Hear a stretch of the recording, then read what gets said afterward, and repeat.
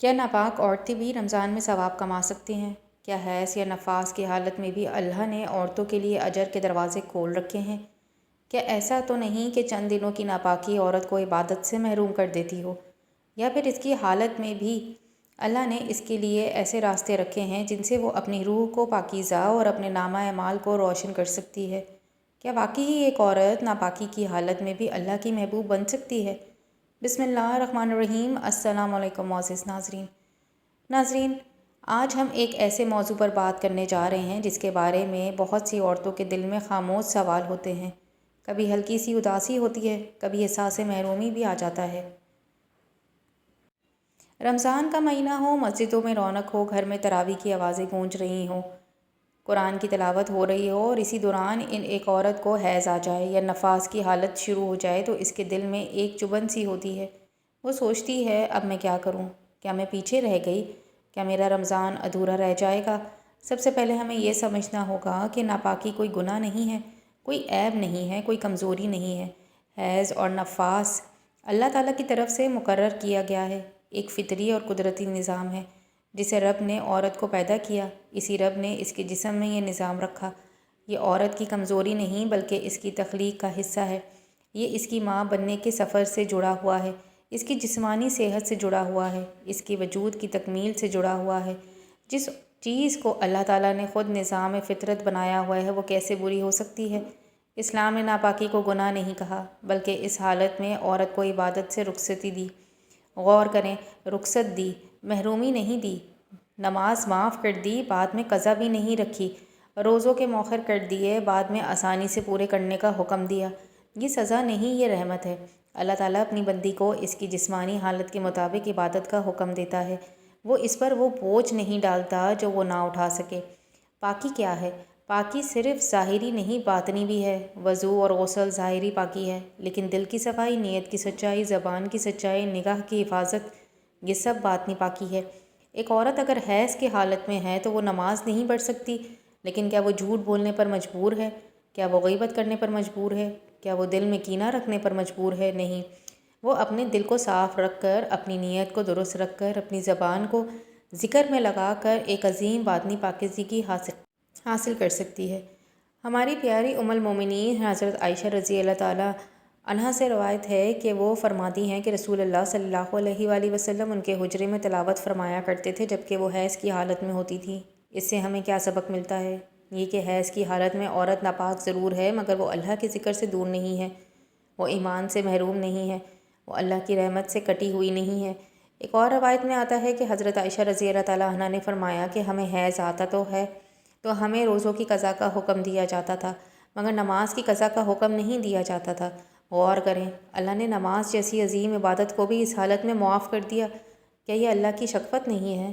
کیا یہ اس کی محبت نہیں ہے؟ اب سوال یہ ہے کہ اگر عورت ناپاکی کی حالت میں ہو، چاہے وہ عام دن ہو یا ماہ رمضان کا مہینہ ہو، تو وہ ثواب کما سکتی ہے؟ بالکل کما سکتی ہے، اور بعض اوقات تو اس کی نیت اور صبر اسے اتنا اجر دے سکتی ہے جو شاید وہ عام حالت میں محسوس بھی نہ کر سکے۔ سب سے پہلی چیز نیت ہے۔ اگر ایک ایسی عورت کا دل یہ کہہ رہا ہو، یا اللہ میں تجھ سے محبت کرتی ہوں، میں نماز پڑھنا چاہتی ہوں، میں روزہ رکھنا چاہتی ہوں، لیکن تو نے مجھے اس حالت میں رکھا ہے، میں تیری رضا پر راضی ہوں، تو اس رضا پر بھی اجر ہے۔ صبر خود ایک عبادت ہے، اور جب صبر اللہ کی رضا کے لیے ہو تو وہ بہت بڑا مقام رکھتا ہے۔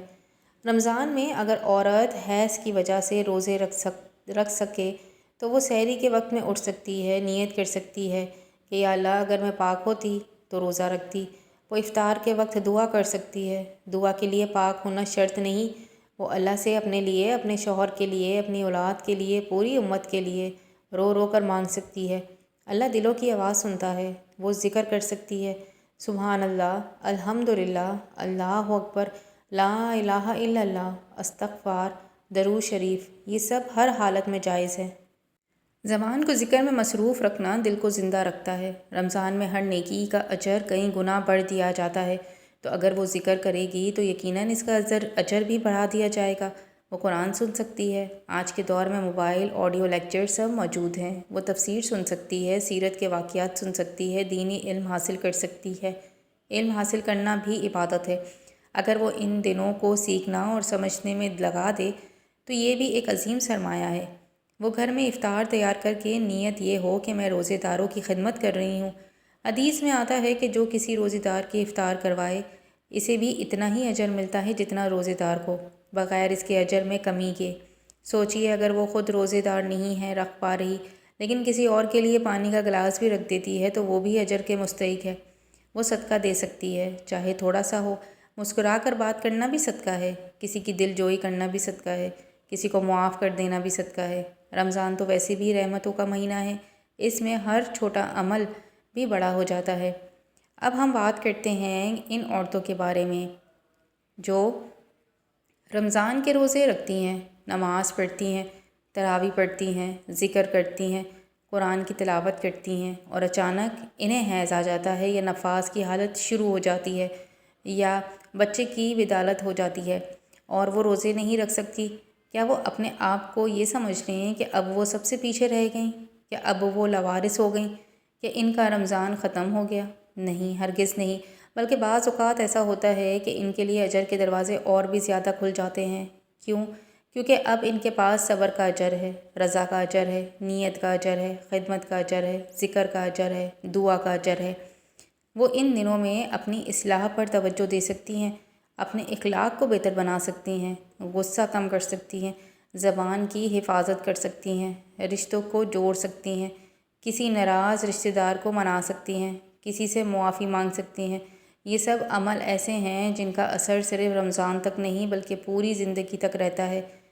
وہ ایک ڈائری بنا سکتی ہیں جس میں ہر دن کا ذکر، دعائیں، اپنے گناہوں پر ندامت، آئندہ کے ارادے لکھے، اور وہ اپنے بچوں کو دین سکھا سکتی ہیں، شوہر کو ترغیب دے سکتی ہیں کہ نماز باجماعت پڑھیں، گھر میں دینی ماحول بنا سکتی ہیں۔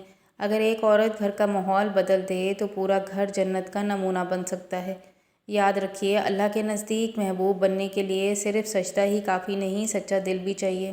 وہ کبھی کبھی وہ دن جو آپ سجدہ نہیں کر سکتی، وہ آپ کو دل کی ایسی کیفیت دے جاتے ہیں جو سجدوں سے بھی زیادہ قیمتی ہو جاتی ہے۔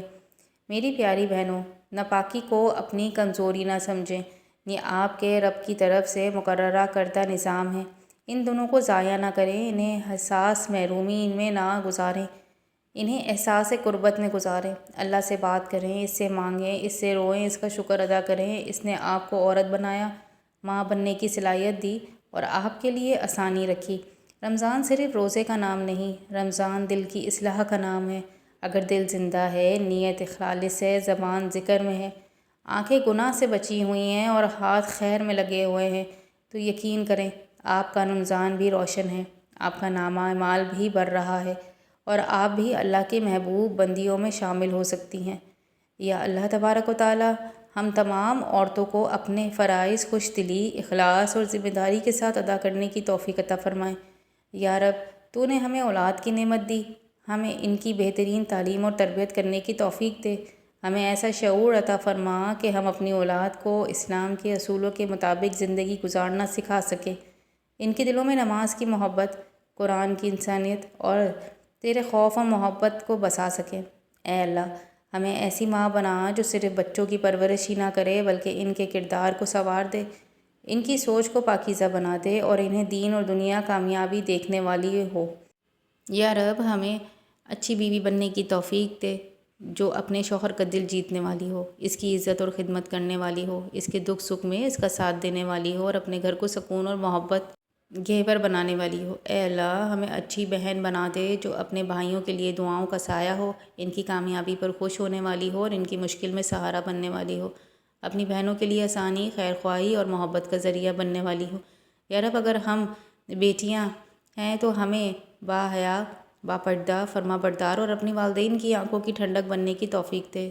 ہمارے ہر رشتے میں برکت عطا فرما، ہمارے اخلاق کو سنوار دے، ہمارے دلوں کو پاک کر دے اور ہمیں ایسا کردار عطا فرما کہ ہم جہاں بھی ہو خیر، محبت اور دین کی روشنی پھیلانے والی بن جائیں۔ آمین یا رب العالمین۔ میری پیاری بہنوں، اس ویڈیو کو معلوماتی ویڈیو سمجھ کر دوسروں تک ضرور شیئر کریں تاکہ ہر عورت تک یہ قیمتی پیغام پہنچ سکے۔ ہر ماں، بہن اور بیٹی اس کو سن کر اپنی زندگی میں نیکی کی طرف راغب ہوں۔ اس مقدس مہینے کی برکت سے اپنے اعمال کو درست کریں، اللہ کے لیے محبوب بنیں، سیدھے راستے پر چلنے کی توفیق پائیں اور برے راستے کو چھوڑ کر اپنی زندگی کو روشنی، محبت اور دین کی پیروی میں بھر دے۔ یہ ویڈیو نہ صرف معلوماتی ہے بلکہ ہر عورت کے دل میں امید، حوصلہ اور عبادت کی محبت جگانے والا ذریعہ ہے۔ اللہ تعالیٰ ہم سب عورتوں کو یہ سمجھ عطا فرمائیں کہ حیض اور نفاس کوئی عیب نہیں بلکہ ایک فطری نظام ہے، اور ہمیں توفیق دے کہ ہم ہر حالت میں اس کی رضا تلاش کریں، اس کی محبت حاصل کریں اور رمضان کو اپنے لیے رحمت، مغفرت اور نجات کا ذریعہ بنائیں۔ آمین یا رب العالمین۔